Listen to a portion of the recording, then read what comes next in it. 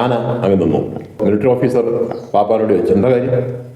എന്തോ ശബ്ദം കേൾക്കുന്നുണ്ട്, എന്തായാലും നമുക്ക് ദേശം ഉള്ളിലോട്ട് മാറി നിൽക്കാം. ദേശം ഉൾക്കാട്ടിൻ്റെ അകത്തോട്ട് മരങ്ങളുടെ മറവിലേക്ക് അവർ മാറി വന്നു. അല്പം കഴിഞ്ഞപ്പോൾ ഒരു വലിയ ഘോഷയാത്ര ആ കാട്ടുവഴി കൂടെ വരികയാണ്.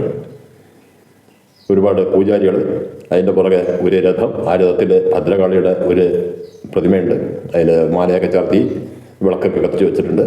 അതിന് പുറകെ കുറേ പടയാളികൾ വാളും കുന്തും ഒക്കെ ആയിട്ടുണ്ട്. അതിന് നടക്ക് നല്ല സുന്ദരിയായ ഒരു പെൺകുട്ടി. അവരിങ്ങനെ നോക്കി ആ കാട്ടിൻ്റെ അകത്ത് നിന്ന് അവരിതെല്ലാം വീക്ഷിക്കുകയാണ്.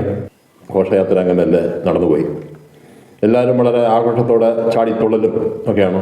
നമ്മുടെ മിലിറ്ററി ഓഫീസർ മെല്ലെ പാപ്പാനോട് ചോദിച്ചു, സതിയല്ലേ? അതെ സാർ. ഫിലിസ് ഫോഗ് ആശ്ചര്യപ്പെട്ടു, സതിയോ?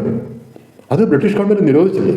പറഞ്ഞല്ലോ, ഇവിടെയൊന്നും ബ്രിട്ടീഷ് ഭരണത്തിലല്ല, അതുകൊണ്ട് ഇവിടെയൊക്കെ ഇപ്പോഴും അത് പഴയ പോലെയൊക്കെ തന്നെ നടക്കുന്നുണ്ട്. ഇത് നിരോധിച്ച ഭാഗത്ത് തന്നെ പല സ്ത്രീകളും ഇത് ബില്ലിംഗ് ആയിട്ട് വരുന്നു. ഞാൻ ബോംബെയിൽ വർക്ക് ചെയ്യുന്ന കാലത്ത് എനിക്ക് നേരിട്ടറിയാം. ഒരു ദിവസം ഗവർണറുടെ ഓഫീസിൽ ഞാൻ ഇരിക്കുമ്പോൾ അവിടെ ഗവർണറെ നേരിട്ട് കണ്ട് സതി അനുഷ്ഠിക്കാൻ സ്പെഷ്യൽ പെർമിഷൻ ചോദിച്ചുകൊണ്ട് ഒരു ലേഡി വന്നിരുന്നു.